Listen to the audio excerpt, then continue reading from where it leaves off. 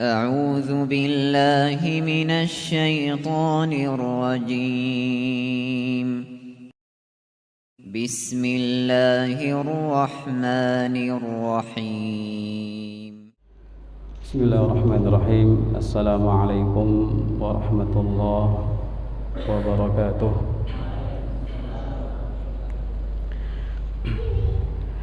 إن الحمد لله نحمده ونستعينه ونستغفره ونعوذ بالله من شرور أنفسنا ومن سيئات أعمالنا. من يهده الله فلا مضل له ومن يضلل فلا هادي له. أشهد أن لا إله إلا الله وحده لا شريك له وأشهد أن محمدا عبده ورسوله. يا أيها الذين آمنوا اتقوا الله حق تقاته ولا تموتن إلا وأنتم مسلمون. يا أيها الناس اتقوا ربكم الذي خلقكم من نفس واحدة وخلق منها زوجها وبث منهما رجالا كثيرا ونساء واتقوا الله الذي تساءلون به والأرحام إن الله كان عليكم رقيبا. يا أيها الذين آمنوا اتقوا الله وقولوا قولا سديدا يصلح لكم أعمالكم ويغفر لكم ذنوبكم ومن يطع الله ورسوله فقد فاز فوزا عظيما. أما بعد، أيها الأساتذة والأستاذات، alhamdulillah ikhwani wa akhwati fillah rahimakumullah. Alhamdulillah pada kesempatan pagi menjelang siang ini bisa berjumpa dengan antum semua, al-ikhwah fillah wal akhwat fillah. Semoga kebersamaan kita menjadi kebersamaan yang mendatangkan manfaat dunia akhirat, dan keberadaan kita di salah satu rumah Allah ini mendatangkan bagi kita semua kebaikan yang banyak di dunia wal akhirah. Yang pertama, ikhwani wa akhwati fillah rahimakumullah taala, fa ana akhukum fillah Muhammad Asim Mustafa dari Demak ya. Mungkin ada yang belum kenal dan mungkin sebagian besar belum kenal ya. Kesini untuk ziarah akhawiyah ya, untuk datang bertemu dengan saudara-saudara seiman ya. Bukan dalam rangka untuk ceramah sebenarnya ya. Dan kalaupun saya siapkan materi yang ada di depan saya ini, sebenarnya saya arahkan untuk para santri. Bayangan saya sudah ngisi santri ya, tapi ternyata Masya Allah santri-santri senior dan juga ada dari Bukhari ya. Baik, ala kulli hal ikhwani wa akhwati fillah rahimakumullah taala, di sini dalam rangka tawasi bil haq dan tawasi bis sabr, untuk saling mengingatkan, saling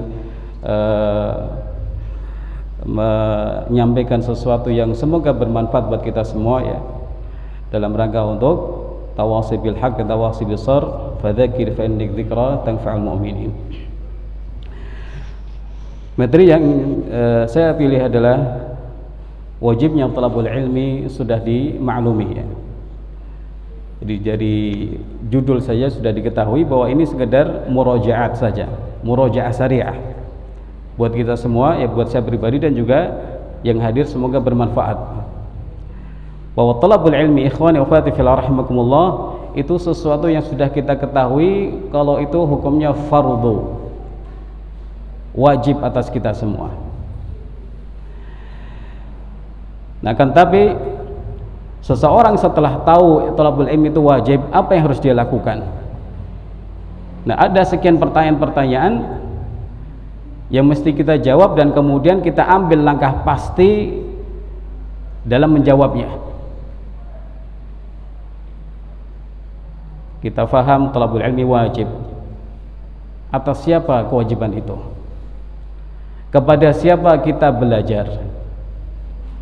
Apa yang harus kita pelajari? Apa langkah-langkah pasti yang harus kita tempuh? Kemudian apa tujuannya? Ini diantara hal yang akan kita bahas secara ringkas insyaallah ta'ala. Semoga bermanfaat buat kita semua. Nah, tujuannya apa? Supaya seseorang dan kita semua adalah terus menjadi thalabul ilmi dan thalibatul ilmi, supaya seseorang itu langkahnya pasti dalam menuntut ilmu. Orang pun tidak salah faham, tidak salah jalan, dan juga tidak salah prioritas. Jangan-jangan seseorang itu belajar ilmu sudah lama sekali, tapi yang dipelajari bukan ilmu yang wajib dia pelajari. Atau dia mempelajari sesuatu tapi tujuannya belum dia realisasikan. Atau jangan-jangan seseorang belajar kepada orang yang salah, yang akibatnya dia dapat pemahaman yang keliru, atau akhlaknya menjadi buruk gara-gara apa? Gurunya salah. Ikhwani wa akhwati fillah rahimakumullah. Jadi pembahasan kita ini untuk mengulang kembali kepada siapa kita harus belajar, apa yang harus kita pelajari, dan tujuan inti dari usaha yang dikerahkan dalam thalabul ilmi itu apa. Ikhwani wa akhwati fillah rahimakumullah. Sahabat Anas bin Malik radhiyallahu taala anhu meriwayatkan hadis dari Nabi sallallahu alaihi wasallam, "Thalabul ilmi fariidatun 'ala kulli muslim." Hadis yang sudah familiar di kalangan antum dan antuna semuanya. Thalabul ilmi itu fariidah, wajib atas setiap muslim. Nah, kewajiban ini atas siapa saja ya? Ketika disebut atas setiap muslim, berarti ya muslim dan muslimah, penguasa dan juga rakyat, bapak dan anak, suami istri, para asatidzah, para santri, pak kiai atau murid-muridnya, semuanya tidak lepas dari kewajiban yang namanya thalabul ilmi. Termasuk juga orang-orang yang berasal misalnya dari keluarga Nabi sallallahu alaihi wasallam pun harus belajar ilmu syar'i. Dengan ini seseorang tidak bisa mengelak, ikhwani wa akhwati fillah, saya tidak mau belajar agama lah, biar itu urusan para ustadz, urusan pak kiai, urusan orang alim. Tidak bisa. Karena apa? Thalabul ilmi fariidatun 'ala kulli muslimin.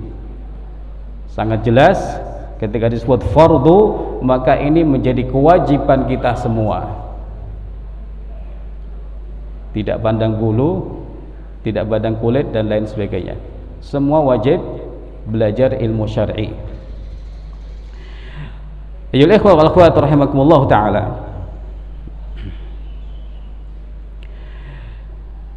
Kita semua sudah tahu bahwa agama ini agama yang landasannya ilmu. Sehingga otomatis kita butuh ilmu agama.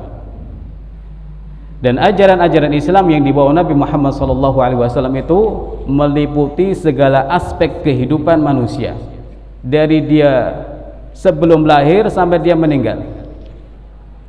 Bahkan setelah itu ada petunjuk-petunjuk dalam Al-Quran Al-Karim atau Sunnah Nabi SAW tentang apa yang terjadi setelah kematian seseorang ya. Ajaran Islam meliputi hal-hal yang harus atau perlu dilakukan seseorang ketika dia bangun tidur sampai tidur lagi. Maka dengan ini tidak bisa ditawar-tawar lagi bahwa setiap orang itu harus belajar ilmu syar'i. Tidak bisa tidak. Tidak bisa ditunda. Tidak bisa diwakilkan kepada orang lain. Misalnya ada saudara kembar ngomong kepada saudari, kamu saja yang belajar ilmu syar'i, saya tak, santai saja. Seperti itu tidak bisa, karena ketika disebut Nabi SAW sebagai fardhidah, kewajiban, maka kita semua wajib melaksanakannya. Orang yang belajar ilmu syar'i, dia akan beribadah kepada Allah dengan cara-cara yang baik. Orang yang belajar ilmu syar'i, dia akan menjalankan kewajiban-kewajiban agama di atas ilmu dan basirah. Dan ilmu agama yang dikuasai seseorang itu nanti akan meningkatkan atau meninggikan derajatnya, derajat orang tersebut di dunia dan di akhirat kelak. Sebelum di akhirat derajatnya sudah tinggi. Narfa'u darajatin man nasha' Kami, kata Allah Azza wa Jal, meningkatkan derajat, beberapa derajat bagi orang-orang yang kami kehendaki. Kata Imam Malik rahimahullah, bil ilmi, dengan ilmu.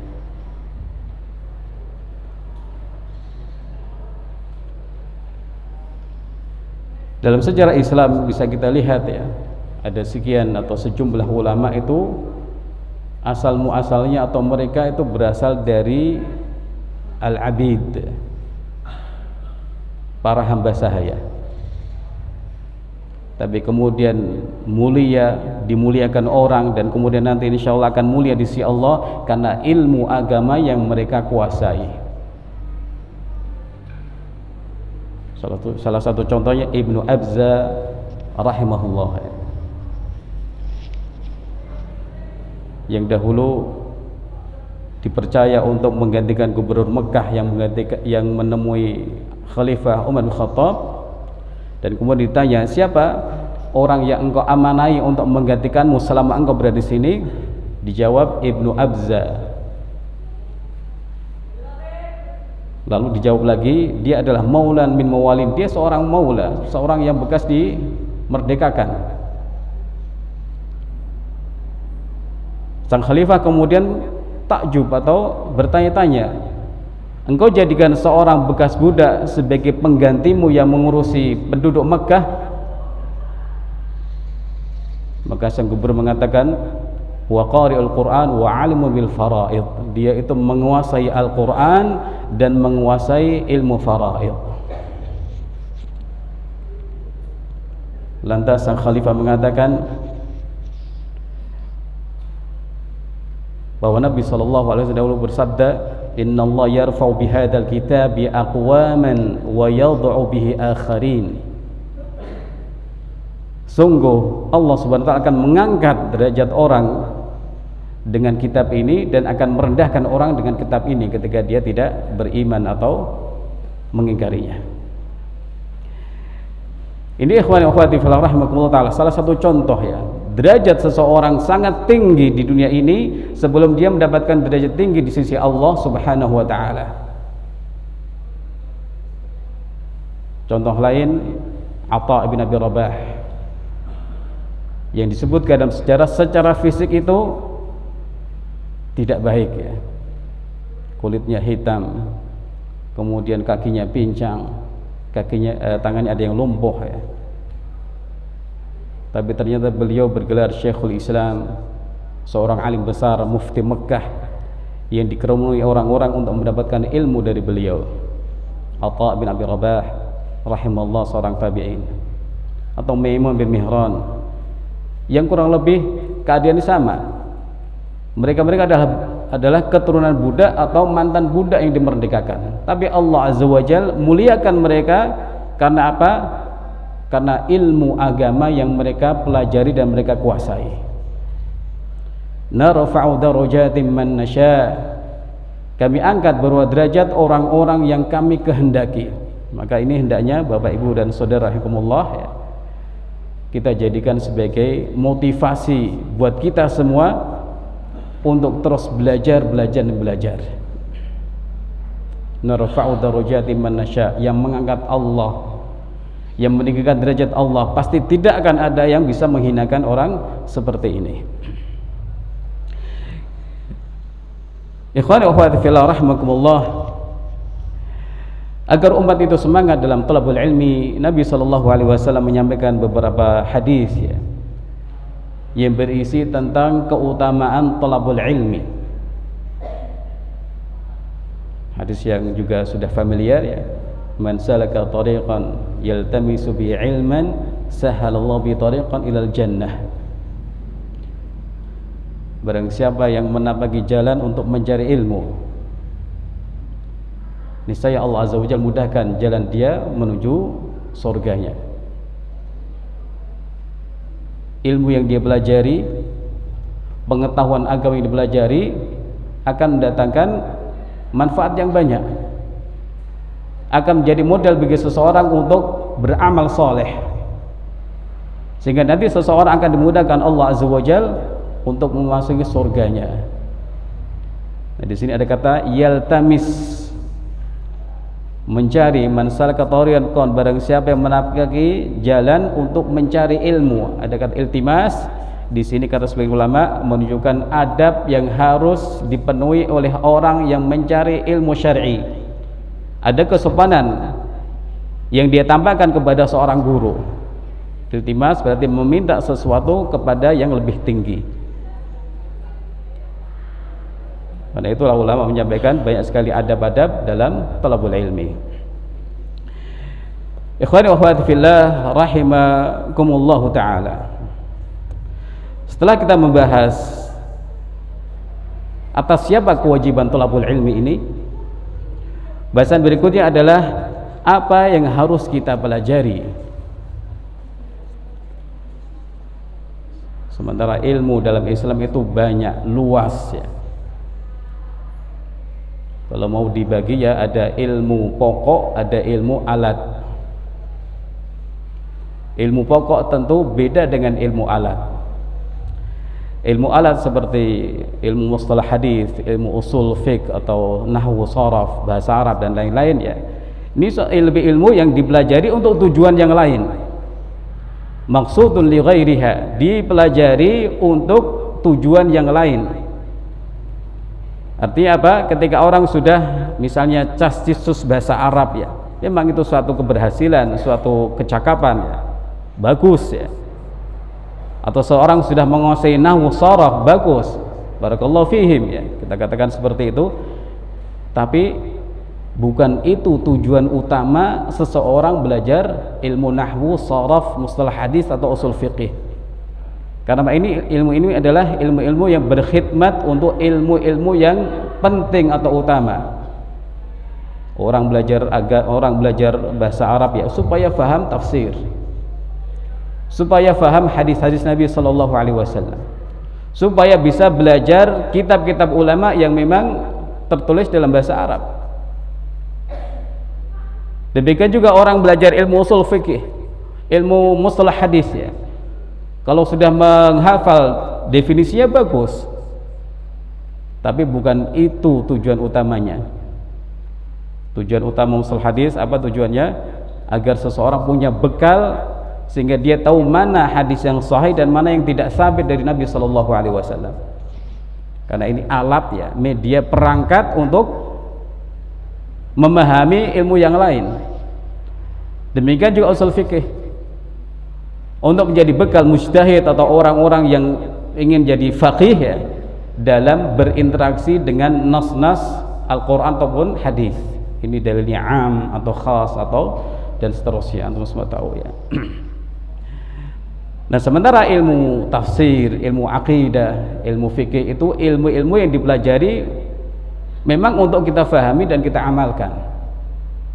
Maksudun li zatiha, dipelajari memang untuk kita fahami dan kemudian kita amalkan.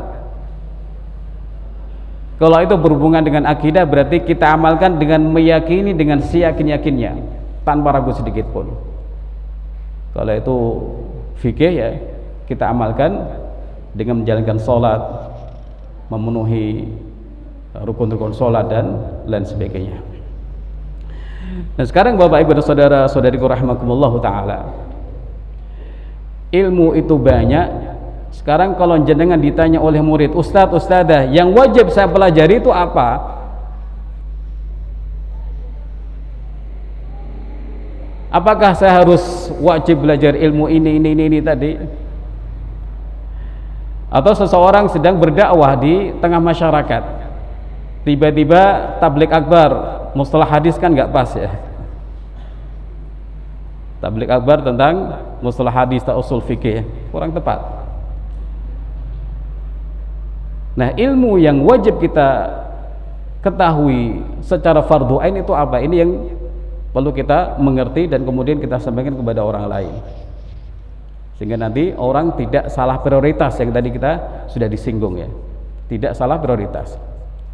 Imam Ibnu Abdul Barr rahimahullah ta'ala menyampaikan ya, bahwa ilmu yang wajib dipelajari itu adalah ma la yas'ul insanu jahluh, ma la yas'ul insana jahluhu. Ilmu-ilmu yang seseorang itu tidak boleh tidak tahu, harus tahu sendiri. harus mempelajarinya. Kemudian menyampaikan yaitu di antara adalah masalah-masalah yang wajib dalam agama Islam. Ini kaidah atau pedoman pertama ya, atau pedoman dari satu orang ulama. Ma la yas'ul insana jahluhu. Atau Syekh Utsaimin menyampaikan an yatawaqqaf 'ali ma'rifatu ibadatin yuridu fi'laha aw muamalat yuridul qiyama biha. Ini di antara pedoman disampaikan sebagian ulama bahwa ilmu yang harus kita pelajari adalah hal-hal yang berhubungan dengan ibadah yang ingin kita kerjakan atau muamalah yang ingin kita lakukan. Orang mau ibadah haji ya harus belajar dari A sampai selesai. Saya kan punya ketua rombongan Pak, enggak boleh, harus belajar sendiri. Saya kan berangkat sama suami Pak, harus belajar juga.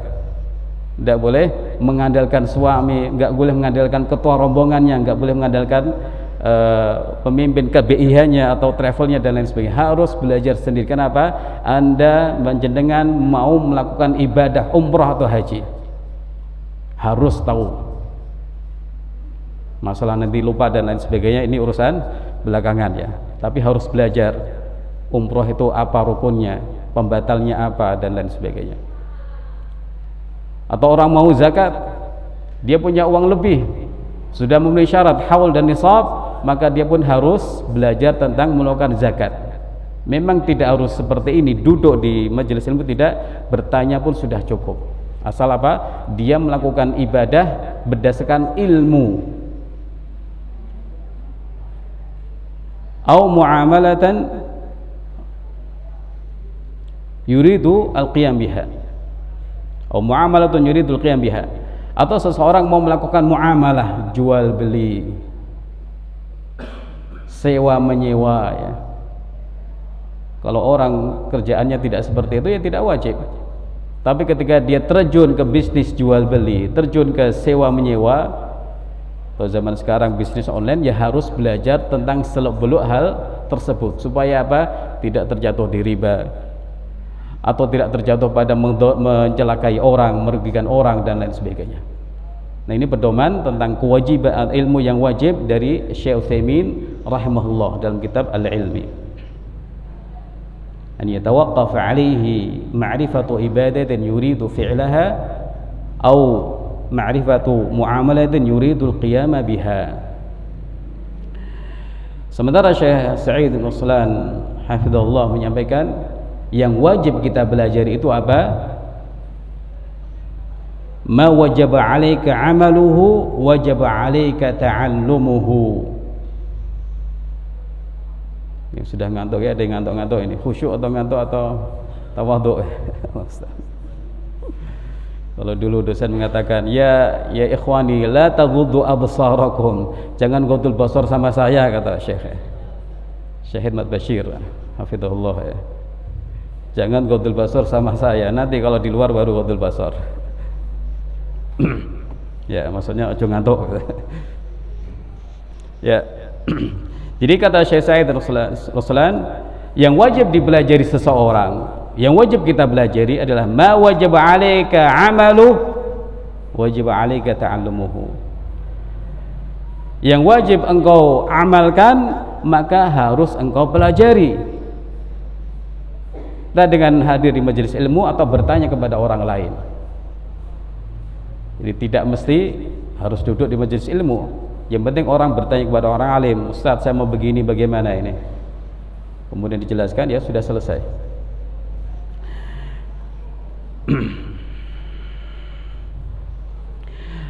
Nah, ulama sudah memberikan contoh ikhwani wa akhwati fillah rahimakumullah ya, tentang ilmu-ilmu yang harus kita pelajari secara fardhu ain.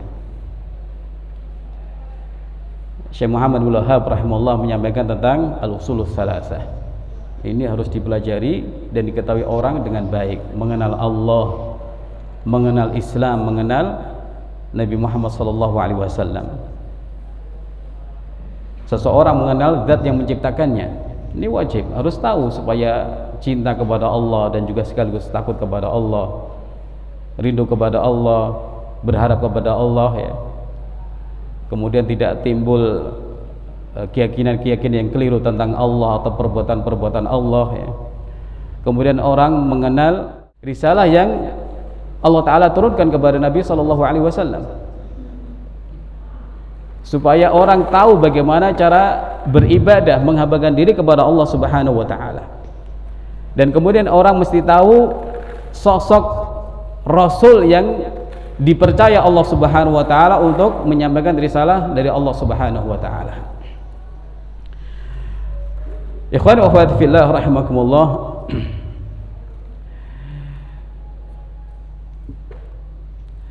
Kalau disimpulkan adalah yang menjadi kewajiban kita untuk kita pelajari adalah rukun Islam dan rukun iman,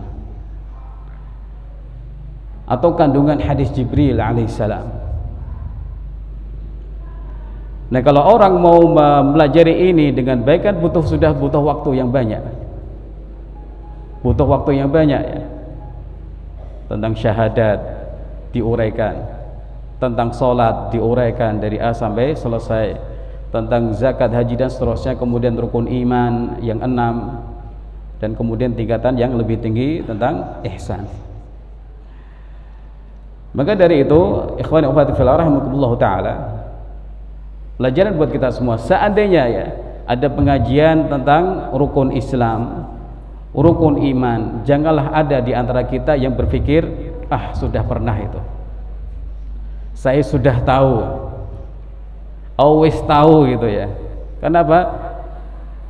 Ini masalah pokok dalam urusan agama kita.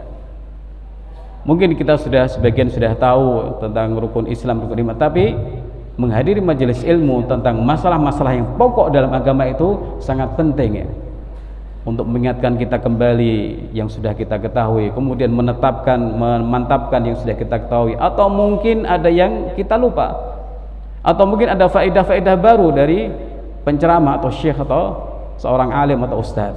Dahulu Syekh Shalih Fauzan hafizahullah ketika datang ke Madinah ya, yang beliau sampaikan ke jamaah Masjid Nabawi hadis Jibril. Beliau seorang ulama besar, dalam tanda kutip hanya mengajarkan masalah syarah hadis Jibril. Kira-kira tepat apa tidak ini Pak? Tepat sekali. Pokok, urusan pokok. Apalagi mungkin yang hadir itu ada orang-orang istilahnya bukan orang yang santri, orang-orang yang tidak fokus dalam belajar agama, sehingga ketika datang beliau, yang beliau sampaikan adalah hal-hal yang sangat mengikat setiap muslim dan muslimah. Beliau terangkan tentang rukun Islam, rukun iman dan seterusnya. Jadi ini ada satu pelajaran dari seorang ulama besar ya, hendaknya seseorang tidak jauh-jauh pembahasannya dari rukun Islam, rukun iman ketika menyampaikan ceramah-ceramah di tengah masyarakat, karena ini yang dibutuhkan oleh umat ya, sangat dibutuhkan. Berapa banyak anak Islam yang sekarang masih belum sholat subuh Pak. Saya tuh ada cerita di kampung ya. Tadi sholat subuh enggak? Mboten Pak. Bahasamu apik tapi jawabanmu elek. Dia menjawab dengan bahasa keramah halus. Tadi sholat subuh enggak? Mboten. Ya sambil nunduk, masih malu-malu.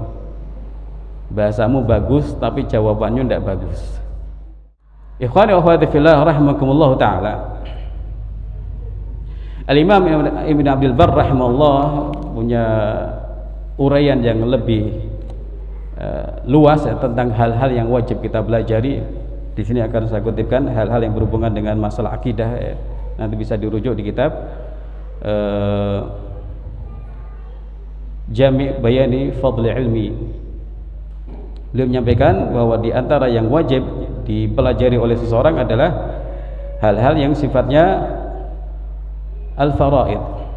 Kemudian beliau sampaikan mempelajari syahadatain, kemudian meyakini bahwa Allah Azza wa Jalla itu tidak punya sekutu ya, tidak dilahirkan, tidak beranak dan tidak diperanakkan. Allah Ta'ala tidak ada sesuatu yang serupa dengan Allah. Allah pencipta segala sesuatu dan seterusnya. Nah, di antara yang boleh sampaikan ada seseorang hendaknya mengetahui wa huwa ala arsyistawa. Allah itu istiwa bersemayam di atas arsy. Ini sengaja saya sampaikan untuk poin ini, bahwa seorang muslimah di antara ilmu yang harus diketahui adalah mengetahui dan meyakini Allah itu di atas arsy. Karena dalam Al-Quran disampaikan seperti itu. Ada 7 ayat dalam Al-Quran menyebutkan Allah di atas arsy. Maka kewajiban kita mengimani hal ini. Kabar dari Allah Azza wa Jalla yang maha hak menyampaikan bahwa Allah di atas arsy.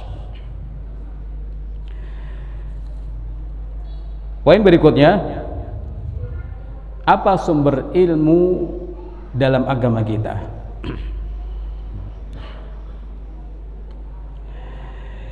Ikhwani wa akhwati fillah rahimakumullah ta'ala, ketika seseorang sudah tahu thalabul ilmi itu wajib, dia pun sudah tahu saya wajib thalabul ilmi, maka pertanyaan selanjutnya adalah sumber ilmu yang harus kita pelajari itu apa? Dasarnya apa? Maka jawabannya adalah Al-Quran dan Sunnah Nabi SAW. Ini sumber ilmu dalam agama Islam. Allah Subhanahu wa taala menurunkan kepada Nabi kita SAW wahyu, Al-Quran atau Sunnah. Nabi kita SAW bersabda, ala inni utitul Qur'an wa mithlahu ma'ah. Saya ini ketahuilah diberi Al-Quran dan yang seperti itu bersamanya itu As-Sunnah.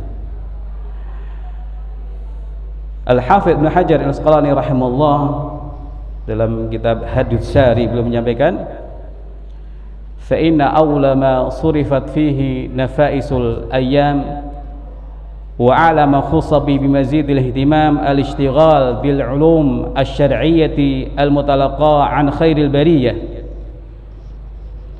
Kata beliau, sesungguhnya sesuatu yang sepatutnya kita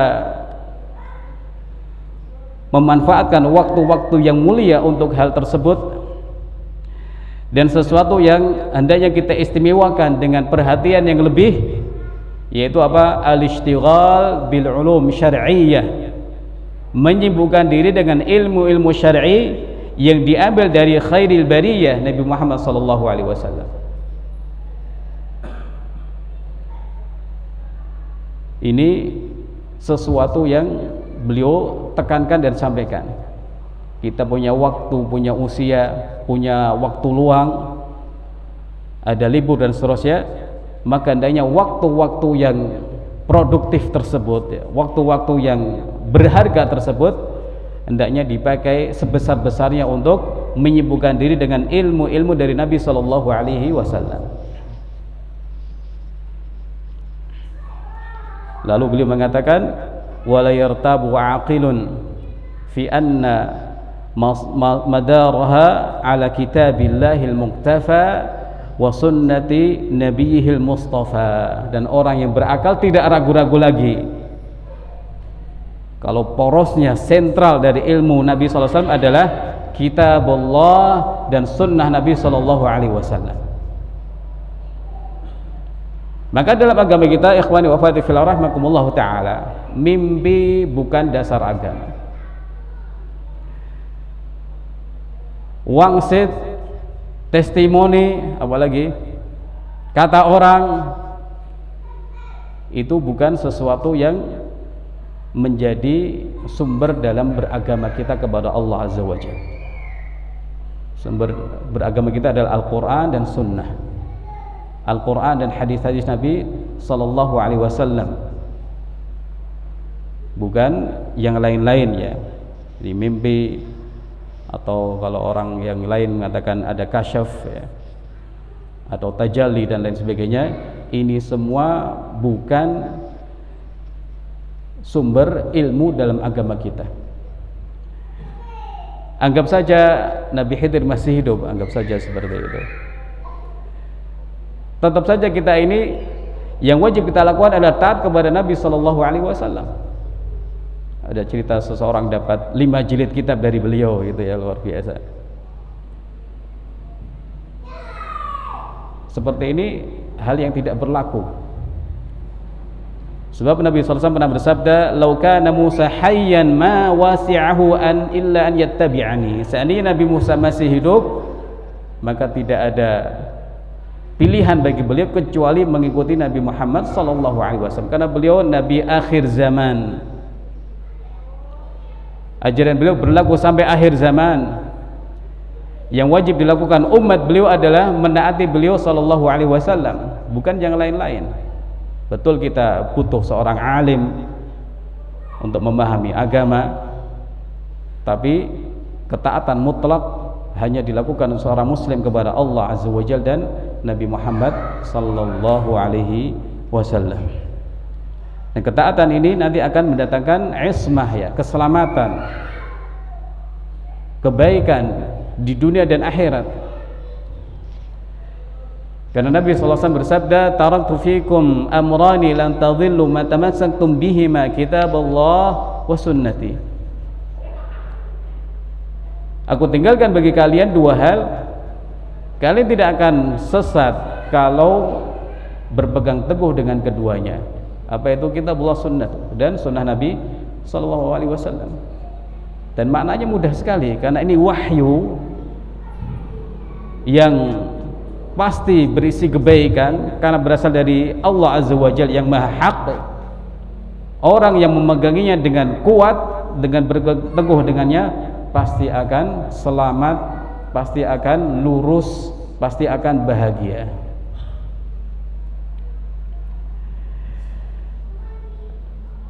Ikhwani wa akhwati fillah rahimakumullah ta'ala. Poin berikutnya adalah belajar kepada siapa kita itu, ya. Kita belajar kepada siapa? Belajar ilmu syar'i sudah tahu wajib, sumbernya sudah tahu Quran sunnah. Nah, kepada siapa kita mencari ilmu dan menimba ilmu? Sesuatu yang sudah menjadi dimaklumi, ya, bahwa seseorang itu ketika ingin belajar satu ilmu harus mendatangi ahlinya, harus talaqi kepada ahlinya. Ilmu agama atau ilmu dunia sama saja. Dan para ulama dahulu, ikhwani wa akhwati fillah rahimakumullah ta'ala, ketika disebutkan biografinya atau terjemahnya, nanti akan disebutkan dalam buku tersebut, rawa'an, meriwayatkan hadis atau ilmu dari fulan, disebutkan semuanya. Setelah itu disebutkan muridnya, rawa anhu fulan. Bisa dilihat di misalnya di Tahdhibul Kamal Al-Imam Al-Mizzi atau Syiar Al-Nubala Imam Adz-Dzahabi rahimahullah. Ketika disebutkan satu tokoh, seorang alim, maka disebutkan guru-gurunya, nama-nama syuyukhnya. Setelah itu disebutkan murid-muridnya, siapa mereka. Kenapa demikian? Ya memang harus demikian. Orang harus belajar kepada guru yang menguasai ilmu yang ingin dia pelajari, urusan agama ataupun urusan dunia. Bahkan ketika seseorang tidak punya guru, maka ini menjadi cacat bagi orang tersebut, ya. Ada orang, saya lupa namanya, ya, si A dahulu otodidak dalam belajar, cacat, ya. Masalah agama kok belajar otodidak, bagaimana? Gak bisa. Kira-kira jenengan bisa nggak belajar bahasa Mandarin sendiri? Bisa nggak? Atau belajar bahasa Inggris sendiri otodidak? Mungkin bisa, tapi sekian persen saja yang bisa kita jangkau. Pelafalannya mungkin akan susah, ya.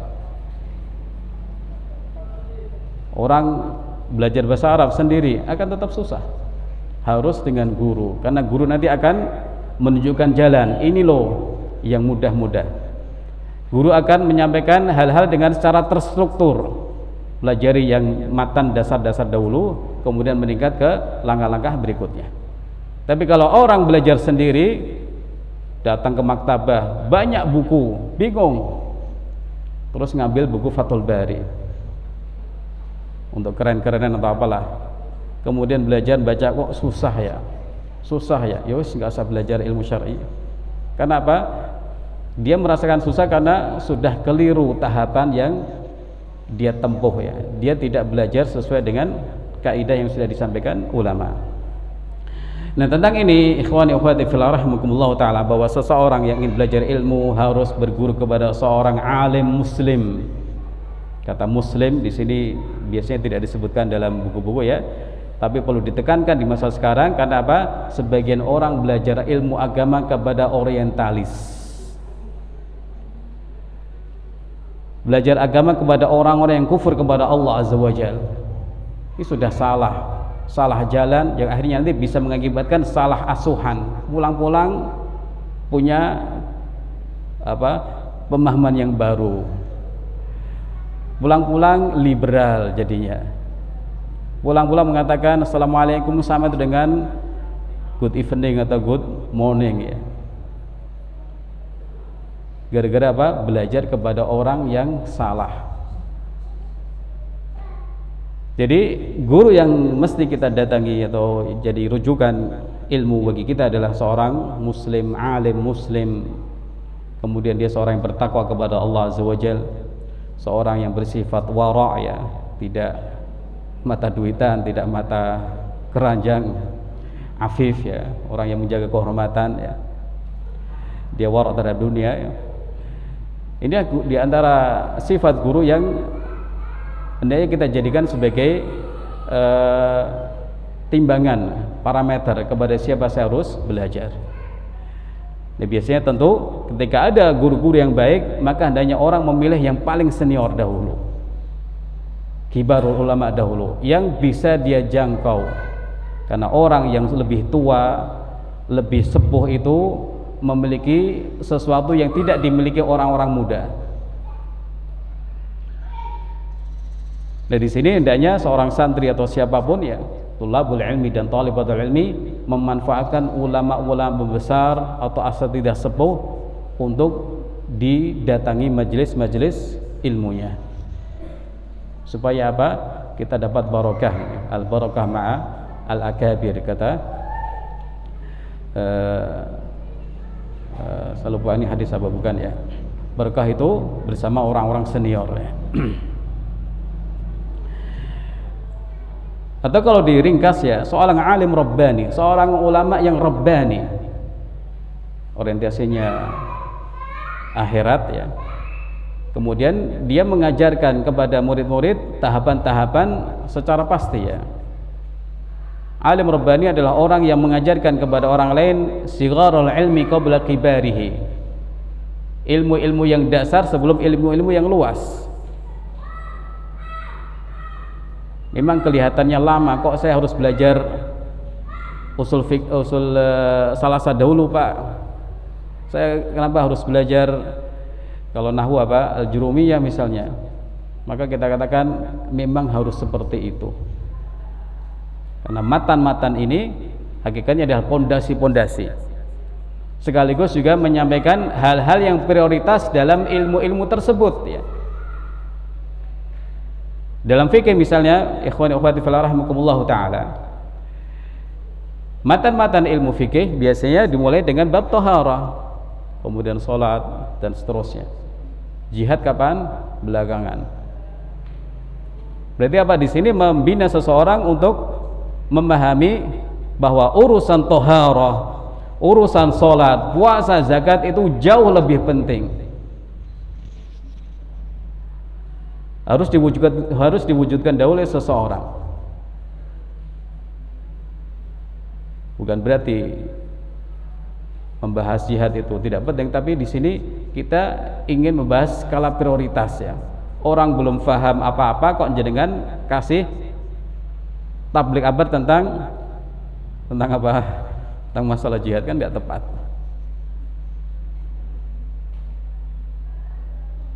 dia belum bisa wudu dengan baik, belum bisa sholat dengan baik, kok tiba-tiba kita ajak, ayo Allahu Akbar, Allahu Akbar. Tidak bisa seperti itu. Tidak hakim, tidak hikmah, tidak bijaksana.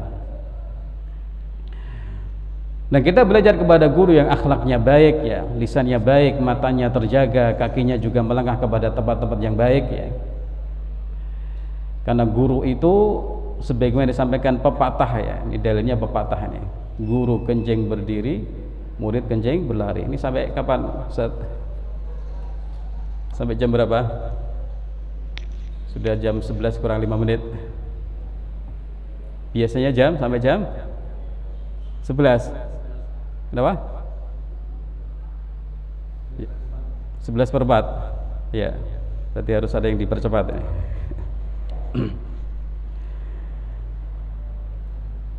Guru kencing berdiri, murid kencing berlari. Gurunya akhlaknya buruk, maka jangan salahkan ketika outputnya juga buruk. Pulang-pulang akhlaknya buruk, nesu-nesu, marah-marah kepada orang tuanya. Kenapa? Gurunya kalau ngomong jelek-jelek. Mari kita lihat Bapak Ibu rahimakumullah taala, perkataan atau pengalaman Imam Ibnul Jauzi rahimahullah taala. Kalau ini cocok dengan Bapak guru ya. Kalau tadi santri ya. Kata beliau, laqitu masyayikh. Saya bertemu guru-guru yang banyak, syekh-syekh yang banyak. Ahwalu mukhtalifah, keadaan mereka bermacam-macam. Wa hum mutafawwituna fi maqadiri fil ilmi. Mereka itu ilmunya bertingkat-tingkat. Ya mungkin ada yang alama, ada yang muhaddis, ada yang bagaimana gitu ya. Tapi syahidnya atau yang perlu kita ambil pelajaran dari beliau, wa kana anfa'uhum li fi sahbatihi al-'amila minhum bi ilmihi wa in kana ghairu a'lama minhu. Guru yang paling bermanfaat bagi aku, kata beliau, guru yang mengamalkan ilmunya walaupun guru yang lain lebih berilmu dari guru ini. Guru yang paling berpengaruh bagi beliau, manfaatnya paling banyak bagi beliau, yang beliau rasakan adalah yang mengamalkan ilmunya. Guru yang mengamalkan ilmunya, walaupun guru-guru yang lain ilmunya lebih banyak dari guru ini, tapi saya mendapatkan manfaat besar dari guru yang berilmu dan mengamalkan ilmunya. Ini kan sesuatu yang sangat jelas buat kita semua para asatidzah, sehingga disebut ada istilah at-ta'lim bil qudwah ya, pembelajaran dengan keteladanan. Ini akan memudahkan anak untuk mencerna ilmunya ya. Ketika guru menyampaikan agar jujur, ternyata ustadznya jujur. Guru menyampaikan tawadhu, ternyata ustadznya luar biasa tawadhu, dan begitu seterusnya. Akan mudah meresap pada jiwa anak ini, sehingga kemudian nanti dia akan mengamalkannya.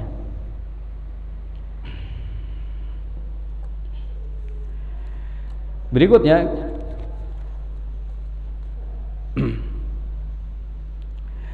ketika seseorang sudah tahu thalabul ilmi itu wajib, dia tahu yang dia belajar adalah Al-Quran dan Sunnah, maka dia mesti tahu tentang langkah-langkah yang mesti dia tempuh dalam thalabul ilmi. Saya langsung sampaikan pada kataan Imam Ibnul Qayyim rahimahullah saja ya. Beliau menyampaikan di Miftah Darus Sa'adah ada 6 langkah ya, yang harus ditempuh oleh seorang thalabul ilmi. Kalau dia memenuhinya akan sukses dalam thalabul ilmi. Kalau tidak, maka tidak akan sukses.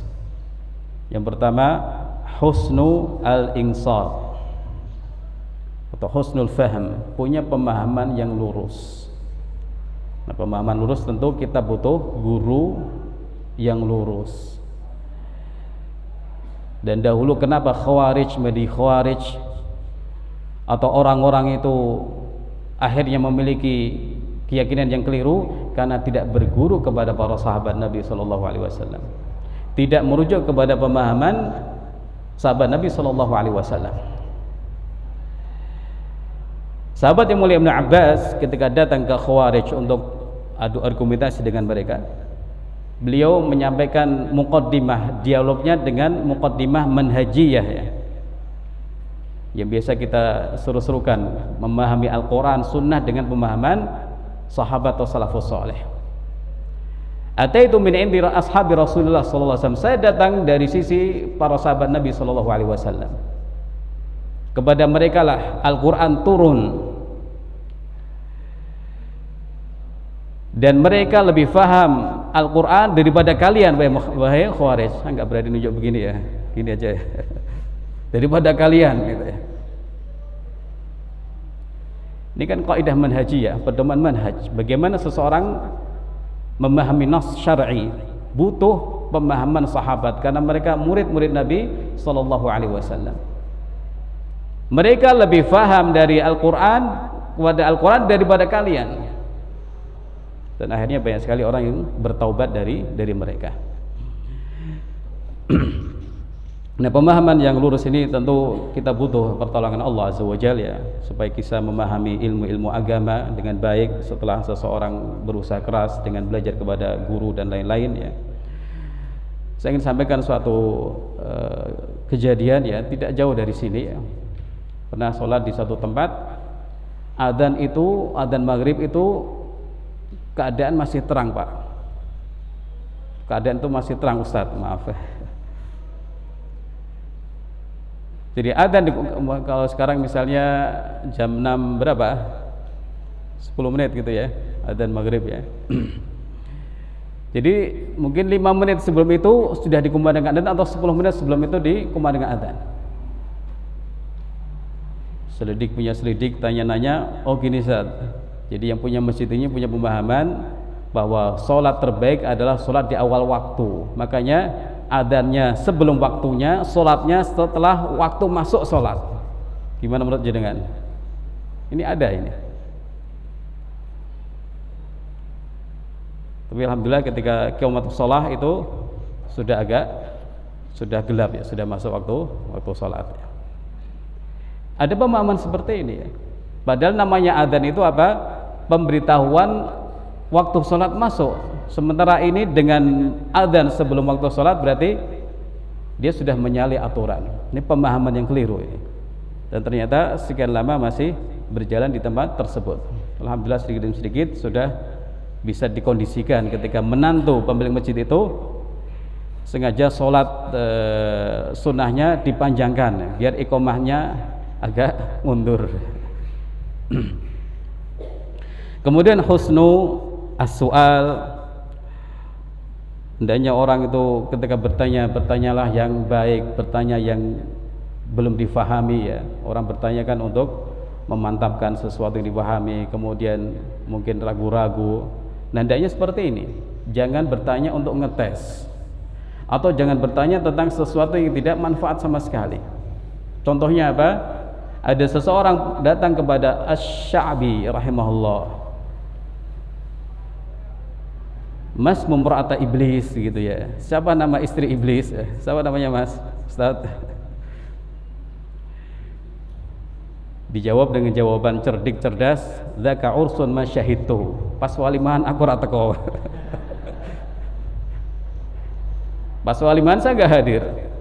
Artinya ini pertanyaan yang enggak bermanfaat sama sekali. Yang penting apa? Iblis itu musuh besar. Fattakhiduhu aduwa, itu sudah cukup. Mau dia punya istrinya berapa atau apa gitu. Ini sesuatu yang ya enggak ada beritanya dari syariat, atau memang tidak disebutkan, berarti memang tidak manfaat. Seperti nama-nama Ashabul Kahfi ya. Ketika tidak disebutkan person-personnya ya, yang penting seseorang, apalagi para pemuda, bisa mengambil faedah dari keteguhan mereka dalam memegangi iman mereka. Berikutnya adalah husnu al-insat, dia menyimak dengan baik, karena ilmu itu ditransfer dari guru kepada murid ya. Guru itu mursil, murid apa? Mustaqbil. Guru itu mengirim, mentransfer ilmu, murid yang mengambil. Maka harus supaya klik ya, yang diberi ilmu hendaknya menyimak dengan baik. Menyimak dengan baik. Kemudian al-hifdzu. Seorang kalau mau sukses dalam thalabul ilmi harus menghafal, enggak bisa ditawar-tawar ya. Dan menghafal itu salah satu keistimewaan umat Islam. Sehingga sekian banyak dari umat Islam menghafal kitab suci mereka. Bahkan kitab hadis Nabi sallallahu alaihi wasallam. Nah, seseorang yang ingin memang menjadi faqih, menjadi santri atau talibul ilmi yang serius, hendaknya menghafal matan-matan atau kitab-kitab tertentu. Ini yang nanti membuat dia betul-betul sukses insyaallah ya. Kalau istilah Syekh Ahmad Misfir Al-Hutaibi, ada 3 hal yang menjadi bekal seorang untuk jadi faqih: az-ziyadah, al-i'adah, dan al-ifadah. Dia harus punya kerja ekstra ya. Tidak seperti orang yang lain. Orang lain cuma baca-baca, saya menghafalnya, membaca, menghafal dan memahaminya. Kemudian i'adah, harus diulang-ulang ilmu itu. Dan kemudian ifadah, mengajarkan kepada orang lain, karena ini termasuk zakat ilmu dan akan meneguhkan ilmu yang kita pelajari. Singkatnya begitu, ziyadah, i'adah, dan ifadah. Setelah itu apa? At-ta'lim, kata Ibnu Qayyim rahimahullah, mengajarkannya. Dan terakhir, wa hiya thamratuhu, mengamalkannya. Nah, poin ini berhubungan dengan, atau masalah mengamalkan ini berhubungan dengan poin berikutnya, bahwa tujuan thalabul ilmi adalah mengamalkan ilmu yang sudah kita pelajari. Tujuan kita capek-capek di majelis ilmu, duduk dan seterusnya, menghafal dan lain sebagainya, adalah sebesar-besarnya untuk mengamalkan apa yang sudah kita pelajari. Kalau itu berita dari Allah, kita yakini. Kalau itu amal, ya kita amalkan. Kalau itu larangan, ya kita hindari. Itu tujuan dari thalabul ilmi yang mesti kita fahami dengan baik ya. Kalau orang sekedar hafal saja, faham saja, tapi ternyata dia tidak mengamalkannya, maka apa bedanya dengan sebagian orang orientalis ya, yang mereka itu faham masalah-masalah agama, tapi mereka tidak beriman kepada Allah ya, tidak beriman kepada Allah Subhanahu wa ta'ala. Atau Heraklius yang dahulu tahu ilmu bahwa Nabi SAW benar ya, ternyata tidak diberi taufik oleh Allah Subhanahu wa ta'ala untuk mengimani Nabi SAW. Jadi tujuan thalabul ilmi adalah mengamalkan ilmu, dan Nabi SAW sudah mempraktekkan hal tersebut. Kana khuluquhul Quran, atau Allah Azza wa Jalla berfirman, wa innaka la'ala khuluqin azim, sungguh engkau di atas akhlak yang agung. Dijelaskan oleh Ummul Mukminin Aisyah, kana khuluqul Quran, kana khuluquhul Quran, akhlak beliau Al-Quran. Kata Imam Ibn Rajab Al-Hambali, ay yata'addabu bi adabihi, beliau sudah menghiasi diri dengan adab-adab Al-Quran. Fayaf'alu awamirahu, menjalankan perintahnya, wa yatajannab nawahiyahu, meninggalkan larangan-larangannya. Fa asbaha al-Quran lahu khuluqan kal jibillah wat tabi'ah la yufariquhu, maka Al-Quran menjadi akhlak beliau seperti sifat bawaan atau tabiat yang tidak berpisah dengan beliau sallallahu alaihi wasallam. Laqad kana lakum fi Rasulillah uswatun hasanah. Yang terakhir,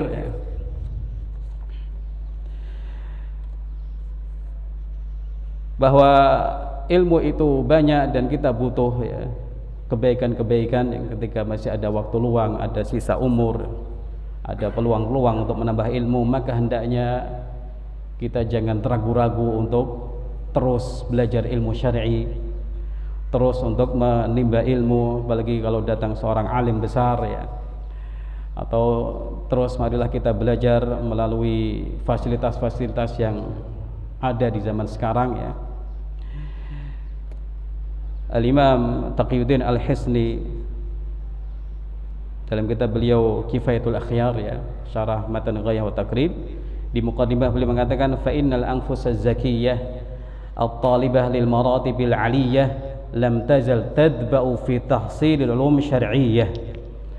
Sesungguhnya jiwa-jiwa yang bersih, jiwa-jiwa yang suci, jiwa-jiwa yang memiliki keinginan tinggi untuk mencapai derajat-derajat tinggi, jiwa-jiwa ini akan lam tazal, akan terus menerus menapaki jalan dalam mendapatkan ilmu-ilmu syar'i. Karena apa? Jiwanya bersih, suci, dan kemauannya tinggi, cita-citanya tinggi. Tidak cukup ingin menguasai ini saja, tapi berusaha menguasai, menambah dan menambah terus ya. Demikian yang disampaikan pada kesempatan ini. Jam 11.16 menit ya, lebih sedikit. Semoga bermanfaat buat kita semua. Ikhwani wa akhwati fillah rahimakumullah. Alhamdulillah bisa berjumpa di sini, bisa sampai di sini ya. Allah takdirkan bisa sampai sini. Semoga Allah Azza wa Jal terus memberikan taufik kepada kita untuk talabul ilmi, dan terus memberikan taufik kepada kita untuk mengamalkan ilmu yang sudah kita ketahui. Amin. Wa sallallahu ala nabiyyina Muhammad wa ala alihi wa sahbihi ajma'in. Jazakumullah khairan wa barakallahu fikum. Wassalamu alaikum warahmatullahi wabarakatuh.